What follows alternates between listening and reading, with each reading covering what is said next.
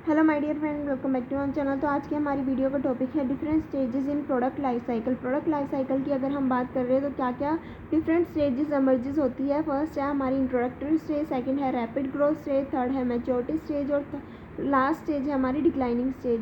तो introductory stage क्या होती है? रैपिडली रेडिकली न्यू प्रोडक्ट और fashion tend to enter the market through specialist channel that spot trend and attract early adopters. तो यहाँ पे क्या होता है, जब मार्केट में स्टार्टिंग में एक प्रोडक्ट नया मार्केट में आता है और इसके बारे में ज़्यादातर लोगों को पता नहीं होता, तो ये आती है हमारी फर्स्ट स्टेज। तो इस स्टेज में हम क्या करते हैं, लोगों को अवेयर कराते हैं, प्रोडक्ट्स को डिस्प्ले किया करते हैं, ठीक है।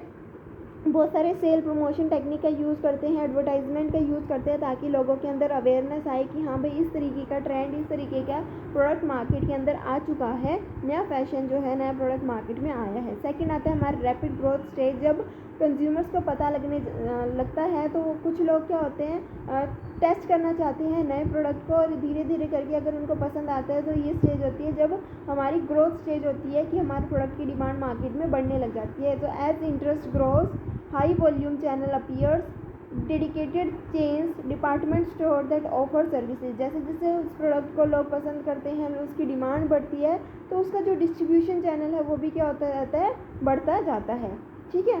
जैसे जैसे इंटरेस्ट लोगों का बढ़ता है, ग्रोथ होती है उसमें, इसी तरीके से जो चैनल है वो भी क्या होता है, बढ़ने लग जाता है। जैसे कि हमारे जो प्रोडक्ट है वो डिफरेंट डिफरेंट स्टोर्स में डिफरेंट लोगों के पास अवेलेबल होते हैं। उसके बाद आता है मैच्योरिटी स्टेज। मैच्योरिटी स्टेज क्या होती है? As growth slow, some competitor move their product into lower cost channels, means mass merchandisation. तो यहाँ पे क्या होता है, जैसे जैसे कंपनी ज़्यादा से ज़्यादा प्रॉफिट अर्न कर रही थी, तो उस कंपनी के प्रॉफिट को देख के और बहुत सारे कॉम्पिटिटर आए और इस तरीके के सिमिलर नेचर के प्रोडक्ट को मार्केट में ऑफर करने लगे कम से कम प्राइस में।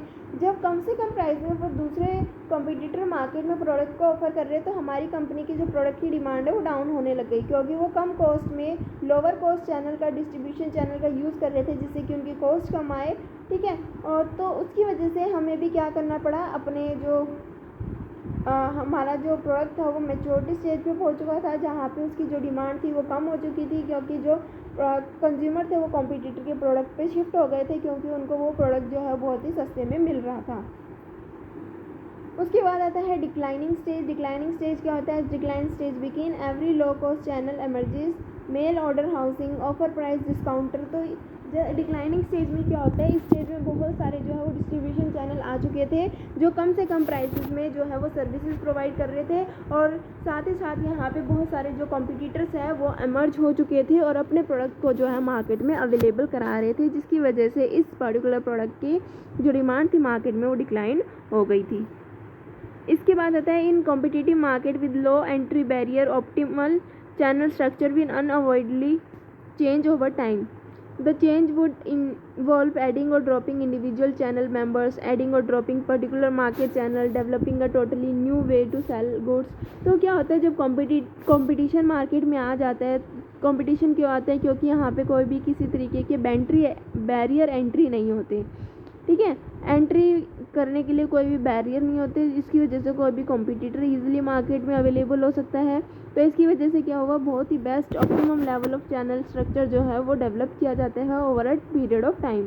समय के साथ जो चैनल ऑफ डिस्ट्रीब्यूशन है वो भी ग्रो होने लग जाता है, तो कोई भी इंडिविजुअल चैनल मेंबर्स को ऐड ऑन किया जा सकता है, कभी भी ड्रॉप किया जा सकता है, ठीक है। नए नए मेथड जो है वो आ चुके हैं, किस तरीके से हम अपने नए जो है प्रोडक्ट को मार्केट में सेल कर सकते हैं। सो एडिंग और dropping individual channel member require an incremental analysis. तो कौन से चैनल मेंबर को हमें ऐड ऑन करना चाहिए, किसको हमने ड्रॉप करना चाहिए, तो उसको देखने के लिए सबसे पहले हमें क्या करनी पड़ेगी, एनालिसिस करनी पड़ेगी, चीज़ों को ध्यान से समझना पड़ेगा। So what would the firm profit look like with और विदाउट दिस इंटरमीडिएटरी। अगर एक कंपनी इंटरमीडिएटरीज का यूज़ कर रही है तो कंपनी का प्रॉफिट क्या होगा, अगर इंटरमीडिएटरीज का यूज़ नहीं कर रही तो कंपनी का प्रॉफिट क्या होगा। क्योंकि अगर इंटरमीडिएटरीज काम कर रहे हैं तो वो किसके लिए काम कर रहे हैं, कुछ मार्जिन के लिए काम कर रहे हैं। तो एक कंपनी अपने प्रोडक्ट के प्राइसेस को इस तरीके से फिक्स करती है कि जो चैनल मेंबर्स हैं वो अपने जो है प्रॉफिट मार्जिन को अर्न कर सके। So an automobile manufacturer decide to drop a dealer requires subtracting a dealer's sales and estimating the possible sale loss or gain to the manufacturer's other dealers most difficult decision involve revising the overall channel strategy. मान लो एक automobile manufacturing company है जिसका automobile को manufacture करने का काम है। वो ये डिसीजन लेती है कि वो एक पर्टिकुलर जो है वो डीलर को ड्रॉप करना चाहेगी, हटाना चाहेगी। तो ड्रॉप करने से पहले कंपनी को ये देखना चाहिए कि मान लो अगर एक कंपनी उस पर्टिकुलर डीलर को हटा देती है तो कंपनी की सेल में क्या इफ़ेक्ट आएगा, और कंपनी का सेल कितनी कम होएगी, या कितना कंपनी जो है वो सेल्स को बढ़ा पाएगी, कितना सेल्स उसकी कम होएगी, या फिर प्रॉफिट पे कितना उसका इफ़ेक्ट पड़ेगा। तो यही कहा गया है कि एक कंपनी अगर किसी पर्टिकुलर चैनल मेंबर्स को ड्रॉप करती है, ऐड ऑन करती है, तो उसको इवैल्यूएट करना चाहिए कि इसका क्या इम्पैक्ट पड़ेगा चैनल की सेल पे, ठीक है। और इसकी ओवरऑल स्ट्रेटजी को उसको क्या करना चाहिए, एक बार फिर से रिव्यू करना चाहिए। तो ये थी आज की हमारी वीडियो। अगर एग्जाम में क्वेश्चन आता है कि डिफरेंट स्टेजेस क्या होती है प्रोडक्ट लाइफ साइकिल की, तो हम इजीली बता सकते हैं।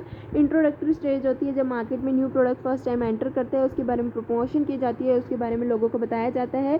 लोग उन प्रमोशन से, उन एडवर्टाइजमेंट से, सेल प्रमोशन टेक्निक से अट्रैक्ट होकर कस्टमर मार्केट में जाते हैं, उन प्रोडक्ट्स को परचेज करते हैं, जिसकी वजह से ग्रोथ रैपिडली बढ़ने लग जाती है, जिसकी वजह से जो डिस्ट्रीब्यूशन चैनल है वो भी मर्जेस होते हैं।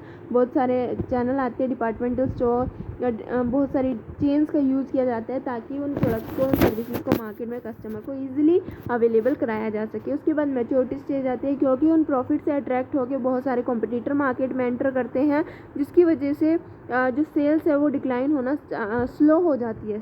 जो ग्रोथ होती है, ठीक है, जो सेल्स होती है वो क्या होती है, स्लो होना स्टार्ट हो जाती है स्टेज पे, क्योंकि हमारे जो कॉम्पिटिटर है वो मार्केट में एंटर हो चुकी है। उसके बाद आते हैं डिक्लाइनिंग स्टेज, क्योंकि एक तो कॉम्पिटिटर मार्केट में एंटर हो चुकी है और उसके बाद जो बहुत सारे चैनल्स जो है वो आ चुके हैं, जिसकी वजह से हमारे प्रोडक्ट की जो सेल्स है वो डिक्लाइन हो जाती है। तो ये थी वीडियो। आई होप आपको क्लियरली समझ आ गया होगा जो हमने पढ़ा।